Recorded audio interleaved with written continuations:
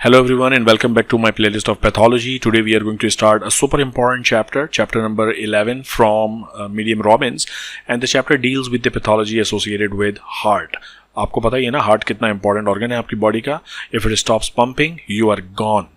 Therefore, it is very important. So pay attention. And today we are going to discuss about the overview of the heart disease.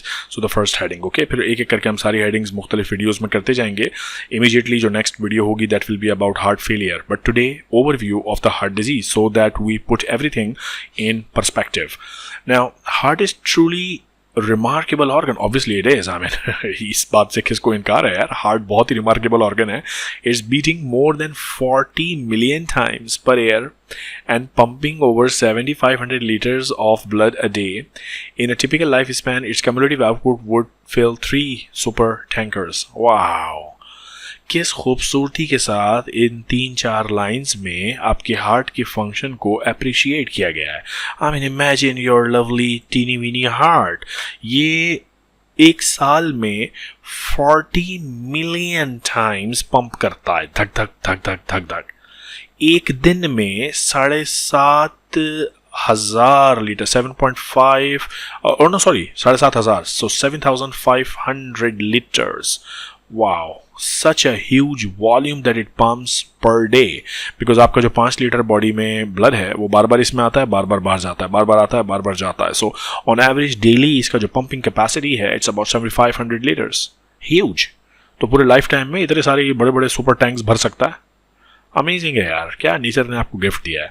The cardiovascular system is the first organ to become functional in utero. Because baby develop जब हो रहा होता है तो सबसे पहली चीज़ जो functional होती है वो आपका हार्ट है. बिकॉज उसको पूरी बॉडी में सप्लाई करना होता है ना न्यूट्रिएंट्स और सारी चीज़ें. So it becomes functional first. Now without beating a heart and vascular supply the development just can not proceed. Development का प्रोसेस हो ही नहीं सकता.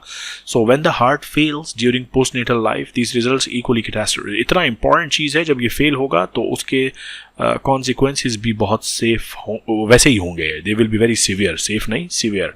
Indeed cardiovascular disease is the leading cause of mortality worldwide obviously.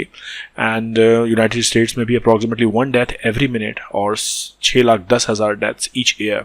It's 1 death every minute because of cardiovascular disease. Imagine करें कितना इसका health burden है. The annual economic impact of cardiac disease exceeds about $200 billion. Obviously, 1 death every minute का मतलब ये है कि there are so many patients with cardiovascular diseases. If there are so many patients with cardiovascular diseases, the healthcare impact would be very, very high. Moreover, roughly 1/3 of these deaths are premature, occurring in individuals younger than 75. So obviously you are losing lives because of inappropriate working of the cardiovascular system. So this paragraph is putting things in perspective कि how important this chapter is going to be. So you have to pay all your attention in understanding pathologies associated with heart so that you can become a good physician and treat them. Okay? Now, moving on to the overview of the heart disease. ये मुझे आज की video में cover करना है और फिर हम स्पेसिफिक हार्ट डिजीजेज स्टार्ट करेंगे. So for example next video होगी on heart failure. But before that some general principles. Although a wide range of diseases can affect the cardiovascular system, the pathophysiologic pathways that result in broken heart distill down to 6 principal mechanisms, and this is very important to understand them. Because आप किसी भी cardiac pathology की बात करें, that cardiac pathology उसका principal इन 6 principles में से कोई एक होगा या मल्टीपल, एक से ज़्यादा भी हो सकते हैं. So all the diseases of the heart will be very well understood if you understand these 6 basic general principles. और वो क्या है? There can be, the major problem can be, number 1, failure of the pump. So, your heart is a pump and for any reason it is not pumping fine. That's called the failure of the pump. In most common situation, the cardiac muscle contract weakly. ये weekly का मतलब ये नहीं है कि हफ्ते में एक दफ़ा कॉन्ट्रैक्ट. वीकली का मतलब है कमज़ोरी से कॉन्ट्रैक्ट कर रहे हैं, वीक हो गए, कमज़ोर हो गए. And the chambers can not empty the blood properly. And this is what we call the systolic function. Because आपको मालूम है कि हर हार्ट बीट के साथ आपका ये पूरा हार्ट कॉन्ट्रैक्ट करता है और ब्लड बाहर निकलता है. This is what we call systole. If your heart muscles are weak, systole will not be performed properly. तो ये तो एक मसला हो गया. In some cases however muscles can not relax, तो उनमें फिर फिलिंग नहीं होती ब्लड की, और फिलिंग नहीं होती तो this is called a diastolic problem. But आपको पता है कि ये जो पूरा हार्ट है it work as a pump, इस पर पूरी मेरी एक वीडियो भी पड़ी हुई है, heart as a pump. So physiology का पूरा एक चैप्टर है ये, गाइडेंस हमने ये पढ़ा हुआ है, मैं लिंक दे दूंगा या ब्राउज कर लो, मेरी फिजियोलॉजी की प्लेलिस्ट में आपको मिल जाएगा।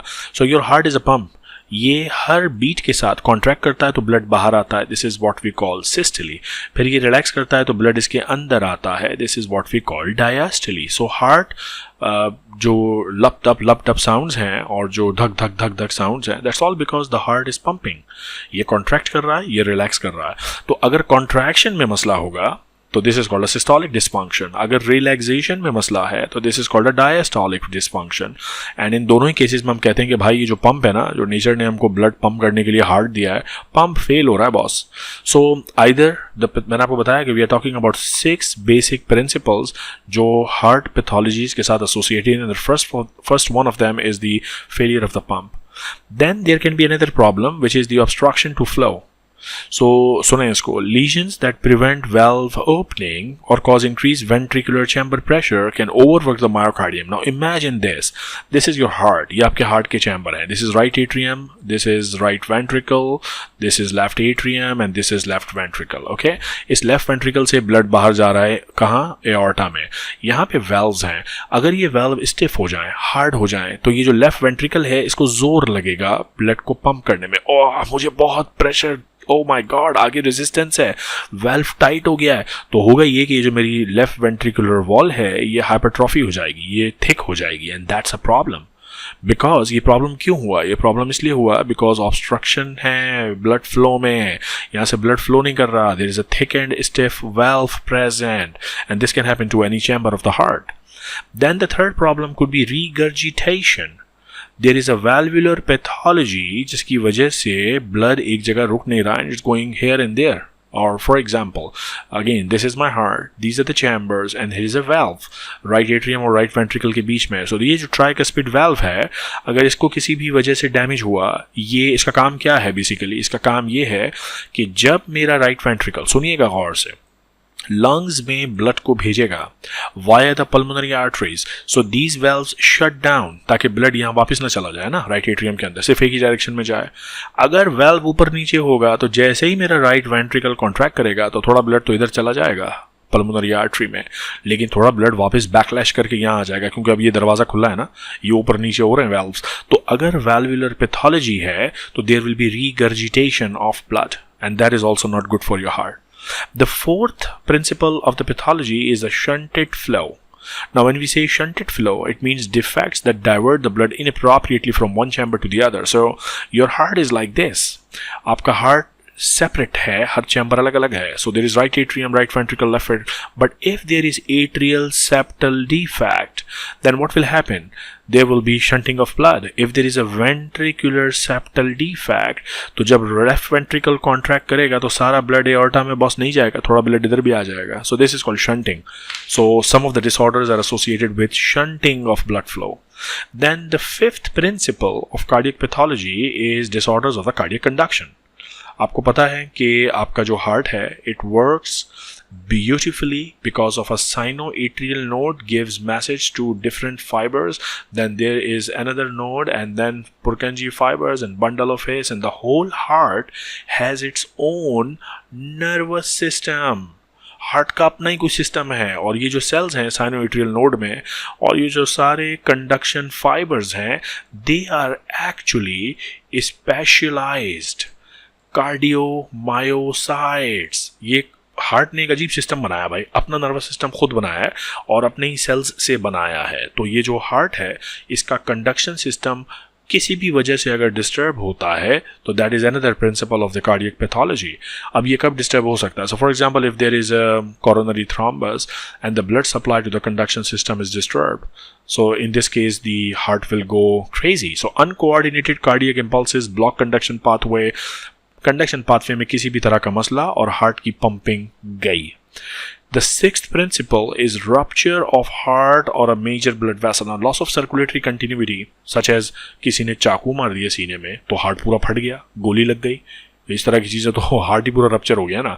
So ये ग्रॉस इश्यूज हैं।